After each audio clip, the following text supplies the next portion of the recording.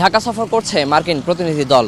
রোববার প্রধান উপদেষ্টা ডক্টর মোহাম্মদ ইউনূসের সঙ্গে সাক্ষাৎ শেষে অন্তর্বর্তীকালীন সরকারকে প্রাতিষ্ঠানিক ও অর্থনৈতিক সংস্কারে সহযোগিতা করার আশ্বাস দিয়েছে দলটি। পাচার হওয়া সম্পদ ফেরাতে সহায়তা করার কথাও জানিয়েছে তারা।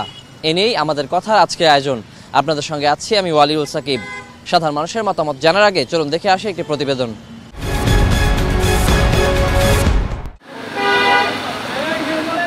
অন্তর্বর্তীকালীন সরকার দায়িত্ব নেয়ার দ্বিতীয় মাসেই বাংলাদেশ সফরে মার্কিন যুক্তরাষ্ট্রের উচ্চ পর্যায়ের প্রতিনিধি দল। সফরের দ্বিতীয় দিনে তাদের কর্মসূচির শুরুটা হয় রাষ্ট্রীয় অতিথি ভবন পদ্মায় পররাষ্ট্র উপদেষ্টার সঙ্গে সৌজন্য সাক্ষাতের মধ্য দিয়ে। খানিক বাদেই সেখানে উপস্থিত হন অর্থ উপদেষ্টা ডক্টর সালেউদ্দিন আহমেদ। আলোচনা হয় দেশের অর্থনৈতিক সংস্কার এবং সাম্প্রতিক অবস্থা নিয়ে। সেক্ষেত্রে মার্কিন যুক্তরাষ্ট্র কিভাবে সহায়তা করতে পারে তা নিয়েও। বাংলাদেশের উন্নয়নে অন্তর্বর্তী সরকারের অগ্রাধিকার খাতে $202 মিলিয়ন সহায়তা দেবে বলে এ সময় জানায় যুক্তরাষ্ট্র। দুই দেশের মধ্যে থাকা উন্নয়ন সহযোগিতা চুক্তির আওতায় তারা এই অর্থ দেবে। This new agreement highlights the priorities of the interim government, focused on an inclusive growth and prosperity for the people of Bangladesh. This means we're looking at economic stability and growth. We're looking at improving health. We're looking at being able to strengthen governance across the country. বাজার explore করার এই সমস্ত আলোচনা হয়েছে। ওরা বলেছে আমরা definite কর্ম পরিকল্পনা নিয়ে আমরা এগোবো। যে চুক্তিটা ছিল ওইটার নতুন করে আরো $200 মিলিয়ন যোগ করা হয়েছে। সেখান থেকে প্রতিনিধি দলটি প্রধান উপদেষ্টা ডক্টর মোহাম্মদ ইউনূসের সঙ্গে তার বাসভবন যমুনায় দেখা করতে যায়। সেখানে বর্তমান সরকারের সংস্কার কর্মকাণ্ডে প্রয়োজনীয় প্রযুক্তি ও আর্থিক সহায়তা দিতে আগ্রহের কথা জানায় মার্কিনী দলটি। আর বিগত সরকারের আমলে বিদেশে পাচার করা সম্পদ ফেরত আনতে সহায়তা চান প্রধান উপদেষ্টা। সাক্ষাতের সময় মার্কিন প্রতিনিধি দলকে গণ অভ্যুত্থানের গ্রাফিতি ও বিভিন্ন শিল্পকর্মের ছবিতে তৈরি বই উপহার দেন প্রধান উপদেষ্টা। প্রধান উপদেষ্টার সঙ্গে সাক্ষাৎ শেষে দলটি আবারও রাষ্ট্রীয় অতিথি ভবন পদ্মায় ফেরে। সেখানে পররাষ্ট্র সচিব মোহাম্মদ জসিমউদ্দিনের সঙ্গে বৈঠকে শ্রমবাজার সংস্কার, রোহিঙ্গা ইস্যু, র্যাবের বিষয়েও আলোচনা হয়। অন্তর্বর্তীকালীন সরকারের সাথে তারা একযোগে কাজ করতে চান এবং সেটার প্রতিফলন হিসেবেই সরকার গঠনের দ্বিতীয় মাসের প্রথমেই তারা এই প্রতিনিধি দলটি পাঠিয়েছে। দ্বিতীয়ত, আমরা আর্থিক সংস্কারের যে সমস্ত সেক্টরকে আইডেন্টিফাই করেছি এই সবগুলো সেক্টরেই তারা সার্বিকভাবে সহযোগিতার আশ্বাস দিয়েছে। সম্রাট আনোয়ার, এটিএন নিউজ, ঢাকা। এতক্ষণ দেখলাম প্রতিবেদন, এবার শুনবো সাধারণ মানুষের মতামত। বাংলাদেশে যারা অর্থ পাচার করছে তা থেকে সবার কি যারা অর্থ পাচার এটা দেশের জন্য শত্রু, জাতির জন্য শত্রু, প্রত্যেকটা জনগণের জন্য শত্রু। তাই আমি চাই সারা বাংলাদেশের সকল ছাত্র জনতা এবং বাংলাদেশের যত ধরনের আপামর জনসাধারণ আছে সবার সহযোগিতায় অত্র যারা পাচারকারী তাদেরকে শাস্তির আওতায় নেয়, তাদেরকে বিচারের আওতায় এনে আইনের মাধ্যমে তাদেরকে পানিশমেন্ট দেওয়া উচিত। আমেরিকা সহযোগিতা করতে বেশ ভালো, আমাদের জন্য ভালো। শুধু আমেরিকা কেন, বিশ্বের যে রাষ্ট্রই হোক আমাদের টাকা আমরা ফেরত চাই। মাননীয় প্রধান উপদেষ্টাকে ধন্যবাদ জানাই। উনি বিভিন্ন দেশের সাথে যোগাযোগ করে ভালো একটা উদ্যোগ নিয়েছেন এবং তাকে সাড়া দিয়েছে বিভিন্ন দেশের। আমার কাছে পজিটিভই মনে হচ্ছে, কারণ যুক্তরাষ্ট্রর যে প্রতিনিধি টিম আমাদের বাংলাদেশে আসছে এটা আমাদের বাংলাদেশের জন্য একটা গর্ব।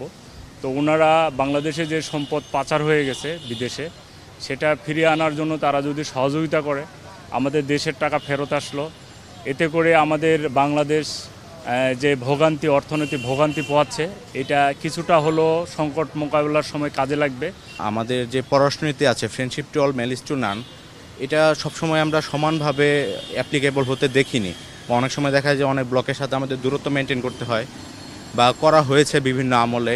যখন যার যেটা সুবিধা হয়েছে তখন সেই দিকে দেখা গেছে যে তারা জোর দিয়েছে না। আমাদের সরকার এবং ডক্টর ইউনূস নিজে আমেরিকার ওনার ব্যক্তিগত রিলেশনশিপসও আছে, কিন্তু ব্যক্তিগত রিলেশনস ওনার ব্যক্তিগত ভিউয়ের বাইরে গিয়ে ওনাকে অ্যাজ এ হোল বাংলাদেশের প্রধান হিসেবে এখন চিন্তা করতে হবে এবং এমনভাবে জিনিসটা রেখে যেতে হবে যাতে পরবর্তী যে সরকারই আসুক না কেন এই ধারাটা অব্যাহত থাকে। বিগত 15-16 বছর যাবৎ আমরা মনে হয় যে শোষিত হয়ে আসছি। আমরা যে আমাদের যে শাসনটা দরকার সেটা শাসনটা পাই নাই। তো এই ক্ষেত্রে দেখা যাচ্ছে যে বহির্বিশ্ব থেকে যে পাচার হওয়া অর্থ ফিরিয়ে আনার জন্য এটা যুক্তরাষ্ট্র সাহায্য করবে, এবং আরও অন্যান্য কান্ট্রিতে যে অর্থগুলো আমাদের পাচার হয়েছে, হিউজ পরিমাণ অর্থ পাচার হয়েছে, সেইগুলোর জন্য অন্যান্য কান্ট্রিতেও লিয়াজো মেনটেন করা উচিত এবং একটা সুসম্পর্ক তৈরি করে সেই পাচার অর্থ ফিরিয়ে আনা উচিত। এবং কারা করেছে, আর এই দেশে যারা লুটপাট করেছে তাদের যে মুখোশ, তাদের মুখোশ উন্মোচিত করতে হবে। হ্যাঁ, এটা আমাদের দেশের জন্য ভালোই, এবং আমরা এখন যেভাবে একটা দেশ চাচ্ছি, একটা সুন্দর রাষ্ট্র চাচ্ছি, আশাবাদী আমরা যে সেটা আসলে পুনর্বার সেভাবে ফিরিয়ে আনবে, এবং আমরা স্বাধীন হয়েছি, এবং আমরা যে আমাদের যে একটা গণতান্ত্রিক অধিকার আছে সেটা আমরা ফিরে পাবো। আমাদের কথায় বগুড়া থেকে সংযুক্ত হচ্ছি, আমি চপল শাহ। আপনারা জানেন গতকাল মার্কিন যুক্তরাষ্ট্রের একটি প্রতিনিধি দল তারা বলেছেন যে তারা বাংলাদেশ রাষ্ট্রটাকে সংস্কার করার জন্য ইচ্ছুক। তো চলুন আমরা শুনি বগুড়াবাসী এ নিয়ে কী ভাবছেন। আমাদের বাংলাদেশ তো ছোট্ট একটি দেশ, এবং এই দেশে বিগত সরকার যেভাবে আমাদের অর্থনীতিকে ধ্বংস করছে, অর্থনীতির অবস্থা একেবারেই মাটির সাথে মিশিয়ে দিয়েছে। এখন এমন একটা সময়ে সেই সরকার পতনের পরে নতুন একটি অন্তর্বর্তীকালীন সরকার বলেন আর জাতীয় সরকার বলেন, যে সরকারই বলি না কেন, একটা সরকার দায়িত্ব নিয়েছে দেশটা করার জন্য। এই ভঙ্গুর অর্থনীতিতে আসলে তাদেরকে বাহির থেকে সহযোগিতা না করলে আসলে তেমন কিছু করা সম্ভব না। আমরা জানেন যে আমেরিকা আমাদের রাষ্ট্র মেরামতের জন্য, সংস্কারের জন্য তারা আগ্রহ প্রকাশ করেছে যে তারা সহযোগী হিসেবে কাজ করবে। আমরা অবশ্যই তাদেরকে স্বাগত জানাবো, এবং তাদের সংস্কারের যে কি বলে হেল্প, যেটা সেই হেল্পটা আমরা অবশ্যই নেব। আমেরিকা আমাদেরকে দেশটাকে সংস্কার করতে চেয়েছে, এটা আমাদের জন্য অনেক সৌভাগ্যের ব্যাপার, কারণ আমেরিকার মতো একটি শক্তিশালী দেশ আমাদেরকে সাহায্য করতেছে, এটা আমাদের জন্য অনেক সৌভাগ্য। রাষ্ট্র মেরামত করা এবং সংস্কার করার জন্য আমেরিকার যে সাহায্যের হাত বাড়াই দিয়েছে, এটা আমাদের স্বাগত জানাই।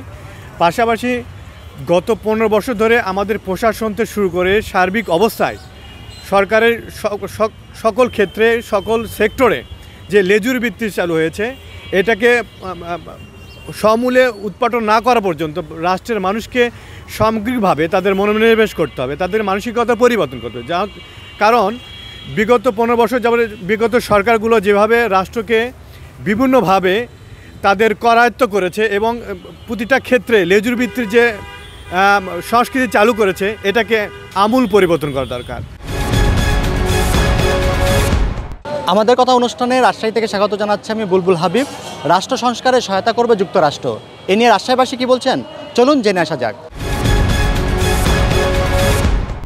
যেহেতু একটা গণ অভ্যুত্থান হয়েছে এবং গণ অভ্যুত্থানে জনগণের আকাঙ্ক্ষা এক ধরনের ভিন্ন ধরনের, ফলে একটা আত্মমর্যাদাশীল রাষ্ট্র হিসেবে নিজেদের কাজটা নিজেদেরই করা উচিত। তাদের সহযোগিতাটাকে আমাদের একটা সুযোগ হিসেবে যতটা আমাদের ফেভারে রাখা যায় সেইভাবে আমাদের কাজটা করা উচিত।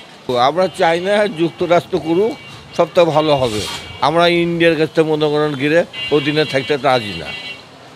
কেন জানেন না, আমাদেরকে মনে করেন 15 বছর, তার আগে বছর থেকে শোষণ করতেই আছে। যত মনে করেন প্রেসিডেন্ট রদবদল হয় সব ওদের ইয়ে দিয়ে। আমরা জাতি কিন্তু বাঙালি কিন্তু সৎ, খুব নর্মাল লোক। আমরা ভাষণ দেয় পরপরই বিশ্বাসী, বুঝলেন। কিন্তু ওই লোকটা যে ভাষণ দিয়েছে কেমন লোক, সেটা তো আমরা মনে করে বুঝি না। সারা দুনিয়ার মোড়ল হিসেবে মানে দুনিয়ার কোথায় কি হবে, এতে তো যুক্তরাষ্ট্রের মানে অনেক সে থাকেই বা অনেক কিছু বলবার থাকেই, কিন্তু আলটিমেটলি বাংলাদেশের মতো রাষ্ট্রে যেখানে একটা রক্তক্ষয়ী সংগ্রামের মধ্য দিয়ে আমরা একটা ফ্যাসিবাদ হটালাম এবং নানান সংস্কারের প্রশ্ন উঠছে, সেইটা আলটিমেটলি বাংলাদেশের জনগণ, বাংলাদেশের নাগরিক, সর্বোপরি বাংলাদেশের রাজনৈতিক দল, মোদ্দা কথা বাংলাদেশের জনগণই ঠিক করবে এখানকার সংস্কার আসলে কি হবে। সেখানে আমেরিকার নানান প্রস্তাবনা থাকবে, তাদের হস্তক্ষেপ থাকবে, এগুলো ঠিক আছে, কিন্তু শেষ পর্যায়ে বা আলটিমেটলি এটা বাংলাদেশের জনগণ কিংবা বাংলাদেশের নাগরিককেই ঠিক করতে হবে। আমাদের কথার আয়োজন এই পর্যন্তই। আজকের মতো বিদায় নিচ্ছি। আমি ওয়ালিউল সাকিব। আবারও হাজির হব অন্য কোনো দিন, অন্য কোনো বিষয় নিয়ে। সে পর্যন্ত সবাই ভালো থাকুন, সুস্থ থাকুন, চোখ রাখুন এটি নিউজে।